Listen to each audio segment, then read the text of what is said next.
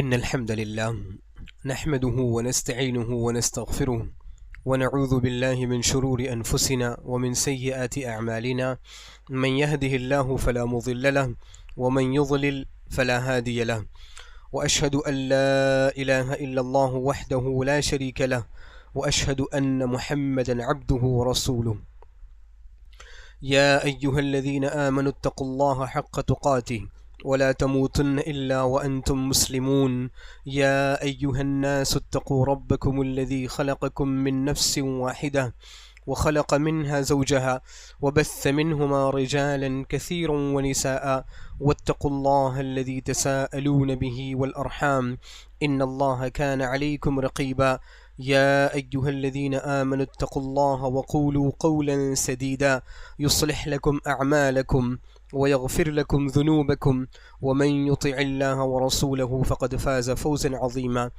أما بعد فإن خير الحديث كتاب الله وخير الهدي هدي محمد صلى الله عليه وسلم وشر الأمور محدثاتها وكل محدثة بدعة وكل بدعة ضلالة وكل ضلالة في النار.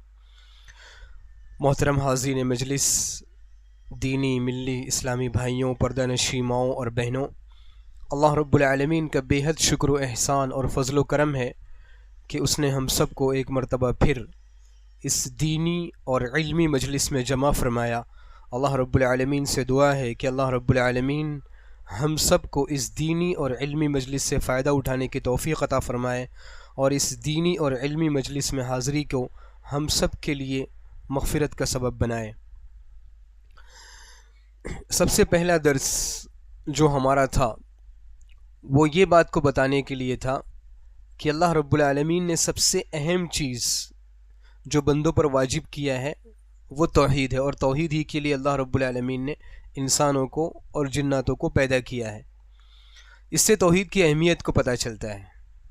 جب توحید کی اہمیت اتنی زیادہ ہے کہ انسانوں اور جناتوں کی پیدائش کا مقصد ہی یہی ہے، تو اللہ رب العالمین نے اس اہم چیز کو بتلانے کے لیے اس پر بہت بڑی فضیلت بھی قائم کی ہے، اس کی بہت بڑی فضیلت بھی بتلائی ہے۔ کیا فضیلت ہے اس کی؟ اس کی فضیلت یہ ہے کہ اگر جو شخص توحید پر باقی رہے اور اس نے اللہ رب العالمین کے ساتھ شرک نہ کیا ہو، تو توحید کے علاوہ جو گناہ ہیں اللہ رب العالمین سے امید ہے کہ اللہ رب العالمین انشاءاللہ اسے معاف کر دیں گے، اور اگر اللہ رب العالمین نے اس کے لیے جہنم کی سزا مقرر کی ہو تب بھی اللہ رب العالمین ایک نہ ایک دن اسے جہنم سے نکال کر جنت میں داخلہ نصیب فرمائیں گے۔ یہ توحید کی فضیلت ہے کہ انسان کے بہت زیادہ گناہ ہوں لیکن اس کے باوجود اگر اس کے پاس توحید ہو تو توحید کی وجہ سے اللہ رب العالمین سے امید ہے کہ اللہ رب العالمین شرک کے علاوہ گناہوں کو اللہ رب العالمین معاف فرما دیں گے۔ جب یہ اتنی بڑی فضیلت ہے توحید کی، تو اس توحید کے کچھ تقاضے ہیں، توحید کے کچھ شرائط ہیں۔ یہ اتنی بڑی فضیلت آسانی سے حاصل ہونے والی نہیں ہے۔ اس کے کیا تقاضے ہیں؟ ان میں سے چند تقاضے پچھلے درس میں بیان کیے گئے ہیں۔ کیا ہے ایک تقاضا؟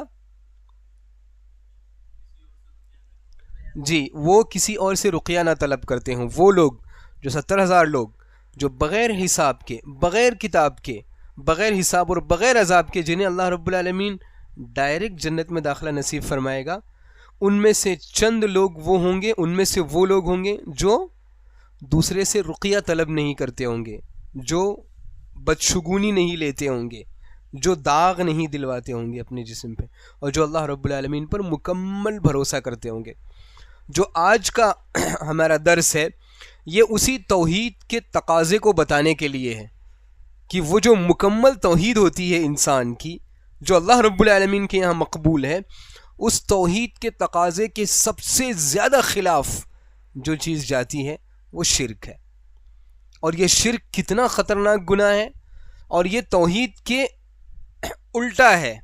اللہ رب العالمین کو سب سے زیادہ ناپسند چیز، سب سے سخت اللہ رب العالمین کے ساتھ بڑا ظلم، خود اللہ رب العالمین نے اسے ظلم عظیم قرار دیا ہے۔ اللہ رب العالمین ارشاد فرماتے ہیں، تو مؤلف نے اس ان احادیث پر اور ان آیتوں پر جو باب لگایا ہے وہ یہ ہے کہ باب الخوف من الشرک، شرک سے ڈرنے کا بیان۔ اب اس عنوان کے تحت مؤلف چند آیتیں ذکر کر رہے ہیں، آپ دیکھیں کہ وہ آپ کو کس گہرائی تک لے جانا چاہتے ہیں۔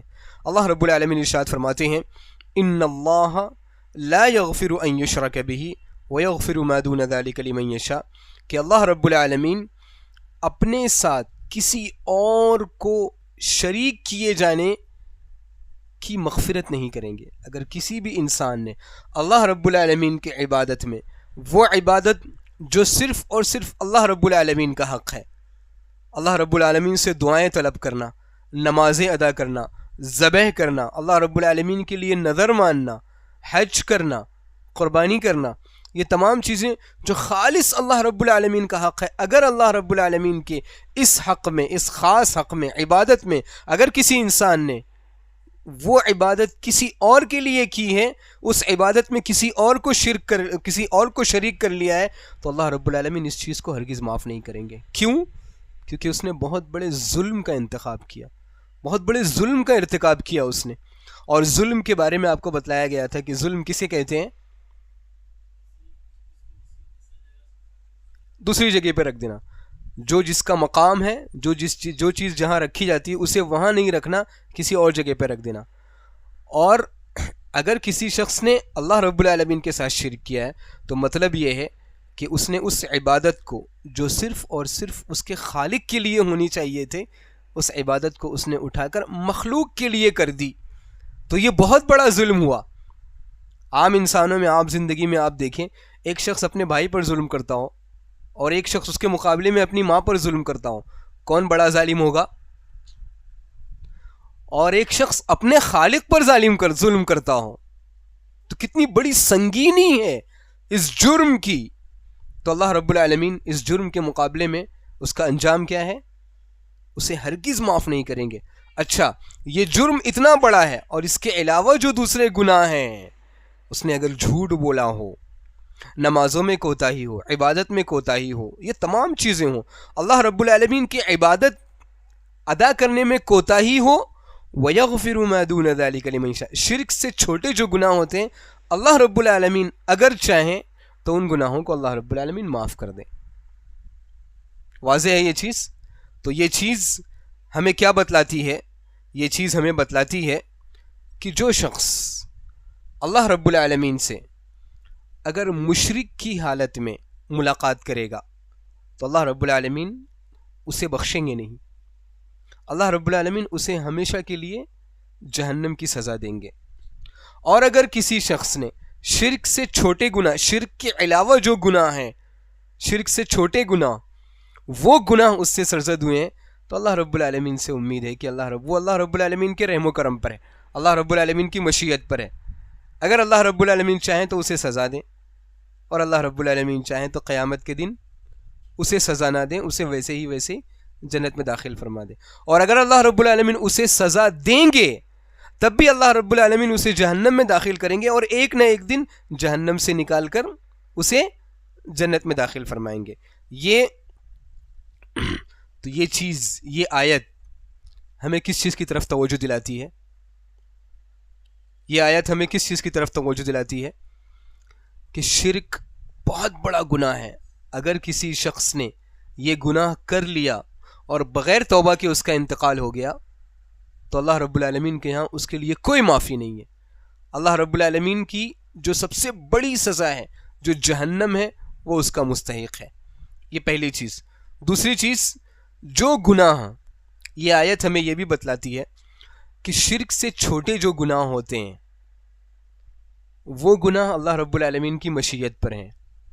اگر اللہ رب العالمین چاہیں تو ان گناہوں کو معاف کر دے، اور اگر اللہ رب العالمین چاہیں تو ان گناہوں کے بدلے میں اسے سزا دیں۔ یہاں جو اہل سنت والجماعت یا سلف صالحین کا جو عقیدہ ہے وہ کھل کے سامنے آتا ہے۔ اسلامی تاریخ میں ایسے بہت سارے گروہ گزرے ہیں جنہوں نے کبیرہ گناہ کی وجہ سے مسلمان کو کافر قرار دیا ہے۔ کبیرہ گناہ یعنی وہ گناہ جن پر اللہ رب العالمین نے سزائیں رکھی ہیں، وہ کبیرہ گناہ دنیا میں یا آخرت میں جن پر سزائیں رکھی ہیں، ان گناہوں پر کچھ لوگوں نے ایک مسلمان کو کافر قرار دیا ہے. جب آپ مسلمان کو کافر قرار دیں گے، کیا نتیجہ نکلتا ہے اس چیز کا؟ کیا نتیجہ نکلتا ہے؟ اس کا مطلب یہ ہے کہ آپ اس کے لیے اللہ رب العالمین کی جنت کو حرام قرار دے رہے ہیں، اگر آپ کسی شخص پر کفر کا حکم لگائیں گے تو، ہے کہ نہیں؟ اور اللہ رب العالمین کیا ارشاد فرما رہے ہیں کہ اگر اللہ رب العالمین چاہیں تو شرک کے علاوہ جو گناہ ہیں اللہ رب العالمین ان کی مغفرت فرما دیں گے، اگر اللہ رب العالمین چاہے. اس کا مطلب یہ ہے کہ اللہ رب العالمین اس کی اسی وقت مغفرت فرمائیں گے جب اس آدمی کے پاس اصل اسلام باقی رہے گا. واضح ہے؟ اگر آپ نے کسی شخص پر کفر کا حکم لگا دیا تو آپ نے گویا کہ انڈائریکٹلی اس پر یہ حکم لگا دیا کہ یہ شخص جنت کا مستحق نہیں ہے. شرک کے علاوہ اگر کوئی گناہ کسی انسان سے ہو گئے تو اس معاملے میں بہت احتیاط کرنے کی ضرورت ہے. کسی پر حکم لگانے کے معاملے میں، خاص طور سے کسی پر کفر کا حکم لگانے میں بہت احتیاط کرنے کی ضرورت ہے. اسی طرح اللہ رب العالمین نے ابراہیم علیہ السلام کے بارے میں ایک بڑی خاص چیز کا ذکر کیا ہے، بڑی خاص چیز کا، اور یہ چیز بہت توجہ طلب ہے. اللہ رب العالمین نے قرآن مجید میں سورہ ابراہیم میں فرمایا، حضرت ابراہیم علیہ السلام نے اللہ رب العالمین سے جو دعائیں کی ہیں ان دعاؤں میں سے ایک دعا کا اللہ رب العالمین تذکرہ کرتے ہوئے ارشاد فرماتے ہیں کہ ابراہیم علیہ السلام نے اللہ سے دعا کی، وَجُنُبْنِي وَبَنِيَّ أَن نَعْبُدَ الْأَصْنَامَ، کہ اللہ رب العالمین مجھے اور میری اولادوں کو اس چیز سے بچا لے، اس چیز سے پناہ دے کہ وہ بتوں کی عبادت کریں. مجھے اور میری اولاد کو اللہ رب العالمین اس چیز سے بچا لے کہ وہ بتوں کی عبادت کریں. اب یہاں جو حضرت ابراہیم علیہ السلام نے جو لفظ استعمال کیا ہے، وَجُنُبْنِي وَبَنِيَّ أَن نَعْبُدَ الْأَصْنَامَ، اصنام، صنم، اصنام عربی زبان میں صنم کی جمع ہے. صنم کی جمع، صنم کسے کہتے ہیں عربی زبان میں؟ جی آپ قریب پہنچ رہے ہیں، قریب پہنچ رہے ہیں.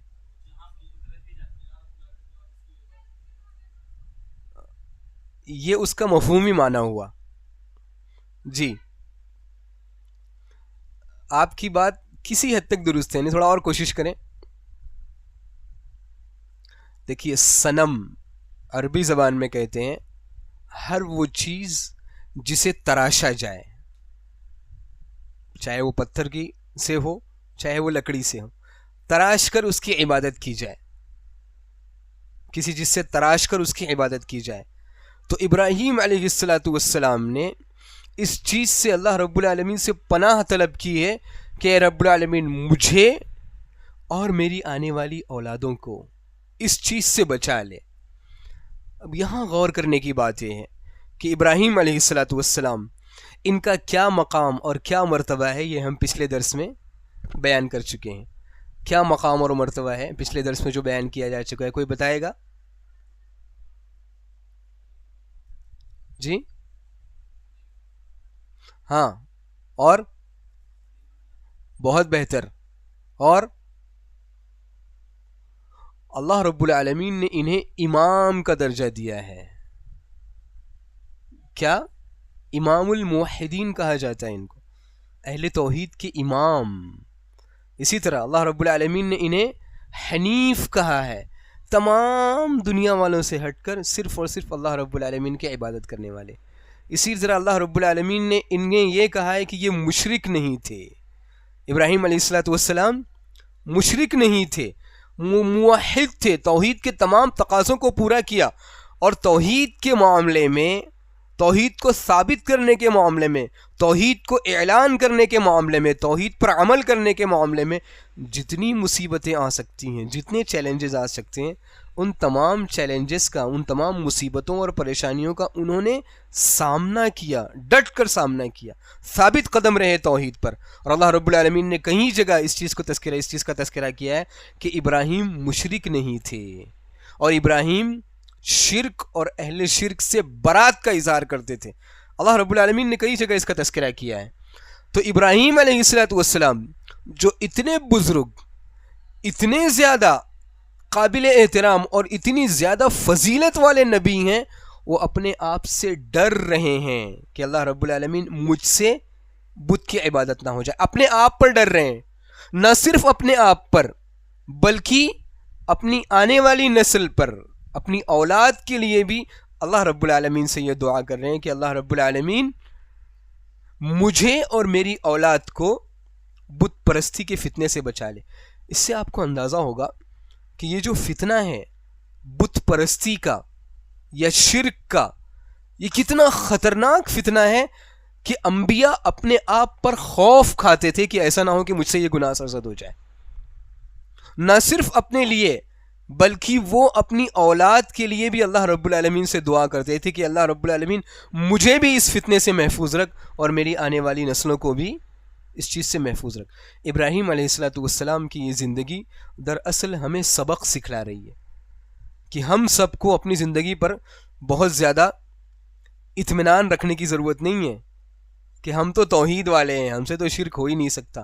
نہیں، ہمیں ہر حالت میں شرک سے ڈرتے رہنا چاہیے. تصور کریں ہمارے ایمان کا اور ابراہیم علیہ السلام کے ایمان کا کوئی مقابلہ ہے؟ جبکہ یہ کہنا کہ ہمارا ان سے کوئی مقابلہ ہو سکتا ہے، یہ خود اس چیز کے لیے غلط ہے. ہمارا ابراہیم علیہ السلام سے کوئی مقابلہ ہو ہی نہیں سکتا. ابراہیم علیہ السلام اتنے بزرگ نبی ہونے کے باوجود اپنے آپ پر ڈر رہے ہیں کہ ایسا نہ ہو کہ مجھ سے یہ شرک ہو جائے، اور اللہ رب العالمین سے دعا کر رہے ہیں. آپ اگر والد ہیں، آپ اگر شوہر ہیں، یا آپ اگر بزرگ ہیں اپنے گھر کے، دادا ہیں، نانا ہیں، آپ کو سب سے پہلے اپنے لیے دعا کرنی چاہیے کہ اللہ رب العالمین مجھے شرک سے محفوظ رکھ، میری زندگی توحید پر گزرے، موت توحید پر آئے. حضرت یعقوب علیہ السلام نے، جو ابراہیم علیہ السلام کے پوتے ہیں، انہوں نے اللہ رب العالمین انہوں نے اپنی اولاد کو مرتے وقت یہی وصیت کی تھی کہ وَلَا تَمُوتُنَّ إِلَّا وَأَنْتُمْ مُسْلِمُونَ. تمہاری موت اگر آئے تو اس حال میں آئے کہ تم مکمل طور سے مسلمان بن کر تمہاری موت آئے.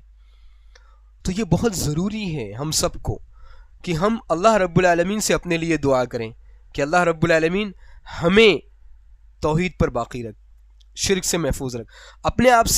اپنے آپ پر اتنا، جس کو آج کل کی زبان میں کہتے ہیں کہ یہ جو سیلف کانفیڈنس ہے، اپنے آپ پر مکمل بھروسہ، یہ نہیں ہونا چاہیے کہ ہم تو شرک ہو ہی نہیں سکتا، ہم تو شرک کر ہی نہیں سکتے، ہم سے شرک نہیں ہو سکتا. یہ فتنہ ہے. آپ کو نہیں پتا کہ کب شیطان آپ کو بہکا دے. شیطان کبھی کبھی بالکل موت کے وقت انسان کو بہکا دیتا ہے. اور اللہ کے نبی صلی اللہ رب العالمین نے قرآن مجید میں ہمیں دعا سکھلائی ہے. اللہ کے نبی صلی اللہ علیہ وسلم نے جن چیزوں سے پناہ مانگی ہیں ان میں سے ایک پناہ یہ بھی ہے کہ وَأَعُوذُ بِكَ أَن يَتَخَبَّطَنِيَ الشَّيْطَانُ عِنْدَ الْمَوْتِ، کہ اللہ رب العالمین میں اس چیز سے پناہ چاہتا ہوں کہ مجھے شیطان موت کے وقت خبط میں یعنی رسوا نہ کر دے، مجھے شرک میں مبتلا نہ کر دے، مجھے بہکا نہ دے. تو موت آخری لمحے تک آپ کو اللہ رب العالمین سے یہ دعا مانگنی ہے کہ اللہ رب العالمین مجھے شرک سے بچائے رکھ. نہ صرف آپ کو اپنے لیے بلکہ اپنی اولاد کے لیے بھی یہ دعا مانگنی ہے. اور آپ کو توحید کے لیے اتنا فکر مند ہونا ہے کہ آپ اپنی اولاد کو بار بار جمع کریں، وصیت کریں اپنی اولاد کو. خاص طور سے جب آپ کو محسوس ہو کہ آپ کا آخری وقت آ رہا ہے تو آپ کو اپنی اولاد کو جمع کرنا چاہیے، توحید کی وصیت کرنا چاہیے، اسلام پر باقی رہنے کی وصیت کرنا چاہیے، اس دین کو اپنانے کی وصیت کرنا چاہیے جو دین ہمارے نبی جناب محمد رسول اللہ صلی اللہ علیہ وسلم نے ہم سب کے لیے چھوڑا ہے. یہ کوئی آسان بات نہیں ہے، یہ اتنی اہم بات ہے کہ انبیاء اپنے لیے ڈرتے تھے. ہم اگر مطمئن ہے اپنے آپ سے کہ ہم تو شرک نہیں کر سکتے، یہ غلط فہمی ہے، یہ بہت برا خیال ہے. تو ہم سب کو اللہ رب العالمین سے اس چیز کی دعا کرنی چاہیے کہ اللہ رب العالمین ہمیں شرک سے محفوظ رکھ، نہ صرف ہمیں بلکہ ہماری آنے والی نسلوں کو شرک سے محفوظ رکھ. آگے مؤلف نے ایک بڑی عظیم حدیث ذکر کی ہے اور اللہ کے نبی صلی اللہ علیہ وسلم کی بڑی اہم بات ذکر کی ہے. اللہ کے نبی صلی اللہ علیہ وسلم نے امت کو شرک سے ڈرایا اور الگ الگ انداز سے ڈرایا، اور جہاں اللہ کے نبی صلی اللہ علیہ وسلم نے اپنی امت کو شرک سے ڈرایا وہاں اللہ کے نبی صلی اللہ علیہ وسلم نے ایک بڑی گہری بات فرمائی. وہ یہ ہے، اللہ کے نبی صلی اللہ علیہ وسلم ارشاد فرماتے ہیں اخوف ما اخاف علیکم الشرک الاصغر فسئل عنہ فقال الریا. اللہ کے نبی صلی اللہ علیہ وسلم ارشاد فرماتے ہیں کہ مجھے سب سے زیادہ ڈر تمہارے بارے میں جس چیز سے ہے وہ یہ ہے کہ میں تمہارے بارے میں شرک اصغر سے ڈرتا ہوں. یہ آپ صلی اللہ علیہ وسلم کس سے فرما رہے ہیں؟ آپ صلی اللہ علیہ وسلم جب گفتگو کرتے تھے تو سامنے کون ہوتا تھا؟ صحابہ اکرام. صحابہ اکرام کا مقام، ان کی قدر، ان کی منزلت، ان کی عظمت، ان کی فضیلت اگر ہم لفظوں میں بیان کرنا چاہیں اور 1 مہینے تک ہم اسے بیان کرتے رہیں تو ہم اسے نہیں بیان کر سکتے. صحابہ اکرام کا ایمان، دین کے لیے ان کی قربانی، ان کی محنت، ان کی خدمت اور دین کو پہنچانے کا ان کا جذبہ، اللہ کے نبی صلی اللہ علیہ وسلم سے ان کی محبت، ان کے ایمان کی پختگی کہ اللہ رب العالمین نے ان کے ایمان کا الگ الگ موقع پہ اور الگ الگ انداز میں امتحان لیا اور وہ ہر امتحان میں کامیاب رہے. اگر ہم اس چیز کو بیان کرنا چاہیں تو نہیں بیان کر سکتے. اللہ کے نبی صلی اللہ علیہ وسلم صحابہ کرام سے فرما رہے ہیں کہ میں تم پر سب سے زیادہ جس چیز سے ڈرتا ہوں وہ شرک اصغر سے ڈرتا ہوں. کیا ہے شرک اصغر؟ صحابہ کرام نے پوچھا شرک اصغر کیا ہے اللہ کے نبی صلی اللہ علیہ وسلم؟ کیونکہ شرک اکبر سے اللہ کے نبی صلی اللہ علیہ وسلم صحابہ کرام سے نہیں ڈرتے تھے کہ میرے صحابہ کرام اتنا علم ہونے کے باوجود غیر اللہ کی پوجا کر لیں، غیر اللہ کی عبادت کر لیں. اللہ کے نبی صلی اللہ علیہ وسلم اس سے نہیں ڈرتے تھے، اس چیز سے ڈرتے تھے کہ شرک اصغر میری امت سے نہ ہو جائے، میرے صحابہ کرام سے نہ ہو جائے. وہ کیا شرک اصغر ہے؟ صحابہ کرام نے پوچھا اللہ کے نبی صلی اللہ علیہ وسلم وہ کیا ہے؟ اللہ کے نبی صلی اللہ علیہ وسلم نے کہا ریا. کیا مطلب ریا کا؟ دکھاوا کرنا.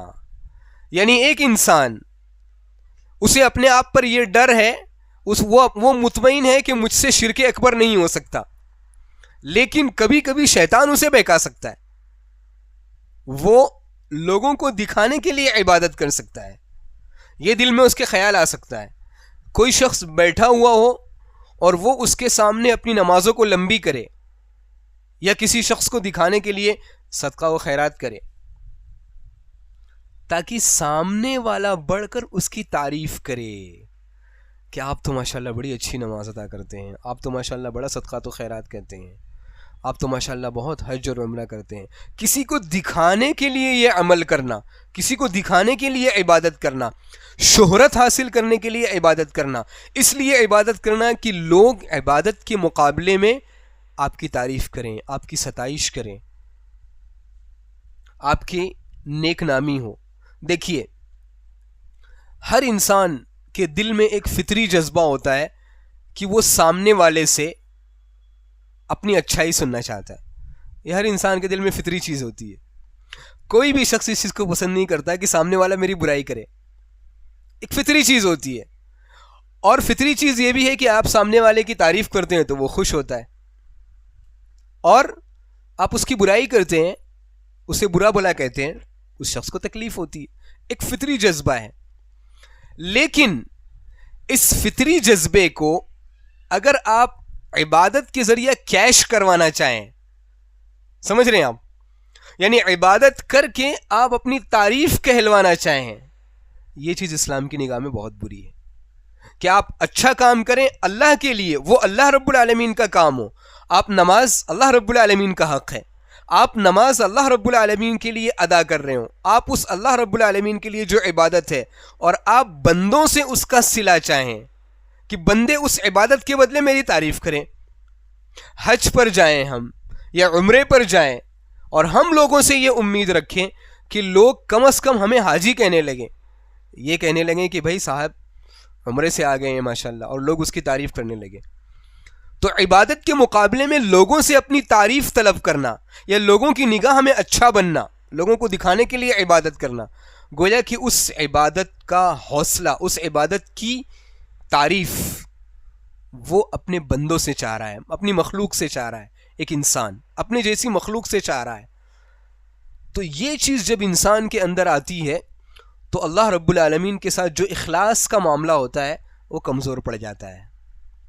جب بندے کے دل میں یہ چیز آ جاتی ہے کہ میں اس عبادت کے بدلے لوگ میری تعریف کریں، تو وہ کہیں نہ کہیں اخلاص پر اثر پڑتا ہے. جب اخلاص پر اثر پڑتا ہے تو مکمل اخلاص کہ خالص اللہ رب العالمین کے لیے میں عبادت کر رہا ہوں، لوگ میری تعریف کریں یا برائی کریں، میں اللہ رب العالمین کے لیے عبادت کر رہا ہوں. اگر میرا سجدہ لمبا ہو جائے تو اللہ رب العالمین کے لیے، اگر میری نمازیں لمبی ہو جائے، اگر میں خشوع اور خضوع سے نماز پڑھ رہا ہوں، مجھے اس سے کوئی فرق نہیں پڑتا لوگ میری تعریف کریں یا برائی کریں، میں اللہ کے لیے کر رہا ہوں. جب دل میں صرف اللہ رب العالمین آ جائے کہ عبادتیں میں جو انجام دے رہا ہوں صرف اللہ رب العالمین کے لیے عبادتیں انجام دے رہا ہوں، مجھے لوگوں کی تعریف سے، لوگوں کی ستائش سے کوئی پرواہ نہیں ہے. جب یہ انسان کے دل میں جذبہ پیدا ہو تو اس کا مطلب یہ ہے کہ اس کے اندر توحید ہے، توحید کے تقاضے کو وہ پورا کر رہا ہے.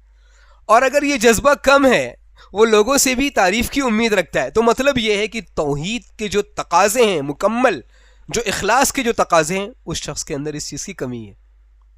اور یہ چیز اللہ کے نبی صلی اللہ علیہ وسلم نے بڑی گہرائی سے اس چیز کو ذکر کیا کہ میں اسی چیز سے ڈر رہا ہوں کہ تمہارے اندر چور دروازے سے ایسی حرکت نہ آ جائے جو تمہاری عبادت کے لیے نقصان دہ ہو، جس سے تمہاری توحید میں خلل آئے. اسے کہتے ہیں ریا، لوگوں کو دکھانے کے لیے عبادت کرنا. دراصل بڑی باریک چیز ہوتی ہے یہ. اللہ کے نبی صلی اللہ علیہ وسلم ڈر رہے تھے، اس کا مطلب یہ ہے کہ یہ بڑی خطرناک چیز ہے. سمجھ رہے ہیں آپ؟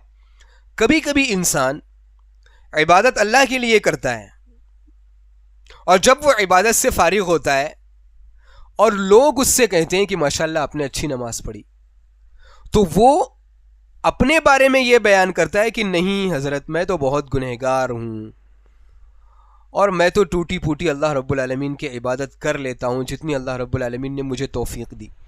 کبھی کبھی انسان یہ جملے ادا کرتا ہے اس امید کے ساتھ کہ سامنے والا اس کی عبادت کی تعریف کرے کہ نہیں حضرت آپ اپنے بارے میں ایسی بات کیسے کہہ رہے ہیں، آپ تو بڑے عبادت گزار ہیں، آپ تو اذان ہوتے سے ہی مسجد میں پہنچ جاتے ہیں، آپ تو ماشاءاللہ صدقات و خیرات کرتے ہیں. اس شخص کی دل میں یہ ہوتی ہے کہ میں اپنے آپ کو کمتر بنا کر لوگوں کے سامنے پیش کروں تاکہ لوگ میری تعریف کریں.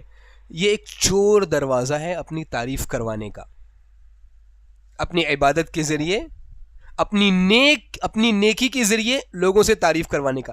دراصل یہ بڑی خطرناک چیز ہے اور بڑی گہری چیز ہے اور بڑی باریک چیز ہے. اسی لیے اللہ کے نبی صلی اللہ علیہ وسلم اس سے بہت ڈرتے تھے، کیونکہ جب یہ چیز آ جاتی ہے انسان کے اندر کہ میرے علم کی بنیاد پر لوگ میری تعریف کریں، میری عبادت کی بنیاد پر لوگ میری تعریف کریں، جب یہ چیز آ جاتی ہے تو اخلاص پہ اثر پڑتا ہے. اور اخلاص یہ ہے کہ آپ اپنی تمام عبادتیں صرف اور صرف اللہ رب العالمین کے لیے کریں. اور جیسے ایک تابعی نے فرمایا ہے کہ اخلاص کی علامت یہ ہے کہ آپ کو اس چیز کی بالکل بھی پرواہ نہ ہو کہ مخلوق آپ کے بارے میں کیا کہہ رہی ہے. جب آپ نے وہ عبادت اللہ کے لیے ادا کی ہے، اللہ ہی سے آپ اس کا صلہ اور اس کا بدلہ طلب کر رہے ہیں، پھر آپ کو اس سے کوئی فرق نہیں پڑنا چاہیے کہ مخلوق میرے بارے میں کیا کر رہی ہے، مخلوق میری تعریف کر رہی ہے یا برائی کر رہی ہے. یہ چیزیں تمام چیزوں میں ہیں. اگر یہ چیز شروع سے کسی عبادت میں داخل ہو تو وہ عبادت فاسد ہو جاتی ہے. لیکن اس شرک میں اور اس بڑے شرک میں ایک بنیادی فرق ہے. کیا بنیادی فرق ہے؟ ایک ہے شرک اکبر، آپ نے اس چیز کو سمجھ لیا کہ وہ عبادت جو صرف اور صرف اللہ رب العالمین کا حق ہے آپ اسے غیر اللہ کے لیے ادا کریں مکمل طور سے. وہ عبادت جیسے نماز اللہ رب العالمین کا حق ہے، کوئی شخص نماز کسی نبی کے لیے یا کسی ولی کے لیے، کسی مرے ہوئے شخص کے لیے، 100 سال پہلے کوئی شخص مر چکا ہو اس کے لیے وہ نماز ادا کرے. ذبح کرنا، جانور ذبح کرنا صرف اور صرف اللہ رب العالمین کا حق ہے کہ اللہ رب العالمین سے ثواب حاصل کرنے کے لیے اس جانور کو ذبح کر دیا جائے۔ وہ شخص کسی ولی کے لیے یا کسی مرشد کے لیے یا کسی اور شخص کے لیے قربت حاصل کرنے کے لیے ان کا نام لے کر اس جانور کو ذبح کرے۔ یہ جو تمام عبادتیں ہیں، کیا فرق ہے ایک بڑی شرک میں اور چھوٹے شرک میں؟ کیا فرق ہے دونوں میں؟ جی کیا فرق ہے؟ نہیں، اس کو پہلی آیت کی روشنی سے جوڑے۔ پہلی آیت کیا تھی؟ ان اللہ لا یغفر ان یشرک بہ، اللہ رب العالمین اس چیز کو ہرگز معاف نہیں کریں گے کہ ان کے اللہ رب العالمین کے ساتھ شرک کیا جائے، اور اللہ رب العالمین شرک کے علاوہ جو گناہ ہیں ان کو معاف فرما دیں گے۔ تو یہ اللہ رب العالمین نے شرک اکبر کے بارے میں فرمایا ہے۔ اور شرک اصغر، اصغر یعنی چھوٹا، اکبر یعنی بڑا۔ شرک اکبر یعنی اللہ رب العالمین کی عبادت میں کسی اور کو شریک کرنا۔ یہ اس کا انجام یہ ہے، اس کا نتیجہ یہ ہے کہ اللہ رب العالمین ایسے شخص کو جہنم میں داخل فرمائیں گے۔ ایسے شخص کی کوئی عبادت قبول نہیں ہوتی۔ فرق سمجھ رہے ہیں آپ؟ شرک اکبر اور شرک اصغر یعنی وہ شخص جس نے اس عبادت میں دکھاوا کیا ہو، اس کی وہ عبادت جو عبادت اس نے ادا کی ہو، جیسے نماز، اس کی وہ عبادت اللہ رب العالمین کے یہاں قابل قبول نہیں ہے۔ اس کے علاوہ عبادتیں اللہ رب العالمین کے یہاں قابل قبول ہیں جو اس نے اخلاص کے ساتھ ادا کیا ہو۔ تو شرک اصغر جس میں ریا داخل ہوتی ہے، اس کی وہ عبادت اللہ رب العالمین کے یہاں قابل قبول نہیں ہوتی ہے جو اس نے لوگوں کے دکھانے کے لیے کیا ہے، وہ عبادت باطل ہو جاتی ہے۔ تمام عبادتیں باطل نہیں ہوتی، اور اگر اللہ رب العالمین چاہے تو اللہ رب العالمین قیامت کے دن اس کی مغفرت فرما سکتے ہیں دوسری عبادتوں کے مقابلے میں۔ اس کی جو دوسری عبادتیں ہیں، صدقات و خیرات، اگر اس نے خالص اللہ کے لیے کیا ہو، کسی مظلوم کی مدد کی ہو، کسی مسلمان کی مدد کی ہو، عبادت کی بہت ساری قسمیں ہیں۔ تو عبادت شرک اکبر اور شرک اصغر میں فرق کیا ہے؟ شرک اکبر اگر کسی نے کر لیا تو اس کی تمام عبادتیں اللہ رب العالمین کے یہاں قابل قبول نہیں ہیں، تمام عبادتیں بیکار ہیں۔ اور شرک اصغر اگر کسی سے ہوا تو اس کی وہی عبادت اللہ رب العالمین کے یہاں قابل قبول نہیں ہے جس عبادت میں وہ شرک ہوا ہے۔ باقی اللہ رب العالمین کی مغفرت فرمائے، اگر اللہ رب العالمین چاہیں تو اللہ رب العالمین اسے معاف کر دیں۔ واضح ہے یہ چیز؟ تو اور دوسرا فرق کیا ہے؟ دوسرا فرق یہ ہے کہ جو شخص شرک اکبر کا مرتکب ہوتا ہے، اللہ رب العالمین کی عبادت میں کسی کو شریک کرتا ہے، وہ ہمیشہ ہمیشہ جہنم میں رہے گا، جنت اس پر حرام ہے۔ اور جس شخص سے شرک اصغر سرزد ہوا ہے، اگر اللہ رب العالمین نے اس کی تقدیر میں، اگر اللہ رب العالمین نے اس کے لیے سزا رکھی بھی ہے، تب بھی اللہ رب العالمین اسے سزا دیں گے، اور سزا دینے کے بعد اللہ رب العالمین اسے جنت میں داخلہ نصیب فرمائیں گے۔ تو تیسرا فرق کیا ہے؟ جو شخص شرک اکبر کرتا ہے وہ مسلمان باقی نہیں رہتا۔ کیا رہتا ہے؟ وہ مسلمان نہیں رہتا۔ عبادت جو اللہ کا حق ہے، جب اس نے اس عبادت کو غیر اللہ کے لیے کر دیا تو وہ مسلمان نہیں رہتا، جبکہ شرک اصغر کرنے والا شخص مسلمان باقی رہتا ہے۔ فرق سمجھ رہے ہیں آپ؟ تو یہ چند باتیں تھیں جو شرک سے متعلق تھی، کہ شرک کے جو تقاضے ہیں ان میں سب سے اہم تقاضا یہ ہے کہ بندہ توحید کے جو تقاضے ہیں، معاف فرمائیے گا، توحید کے جو تقاضے ہیں ان میں سب سے اہم تقاضا یہ ہے اللہ رب العالمین کی جنت کو حاصل کرنے کا، کہ جو شرائط ہیں ان میں سب سے اہم شرط یہ ہے کہ بندے کے ساتھ شرک نہ ہوا ہو۔ اور شرک اتنا خطرناک گناہ ہے کہ انبیاء نے اللہ رب العالمین سے دعا کی ہے کہ اللہ رب العالمین مجھے شرک سے محفوظ رکھ، نہ صرف مجھے بلکہ میری آنے والی نسلوں کو بھی شرک سے محفوظ رکھ۔ تو اللہ کے نبی صلی اللہ علیہ وسلم نے اپنی امت پر سب سے زیادہ جس شرک سے ڈرتے تھے وہ کون سا شرک تھا؟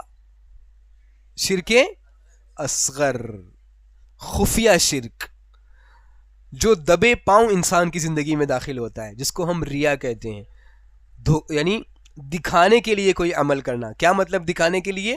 یعنی اس عبادت کے مقابلے میں مخلوق سے کسی حوصلے کی یا کسی تعریف کی امید رکھنا کہ مخلوق اس کے مقابلے میں میری تعریف کرے، مجھے اس کا صلہ دے، یہ تمام چیزیں اللہ رب العالمین سے دعا ہے کہ اللہ رب العالمین ہمیں توحید کی حقیقت کو سمجھنے کی توفیق عطا فرمائے۔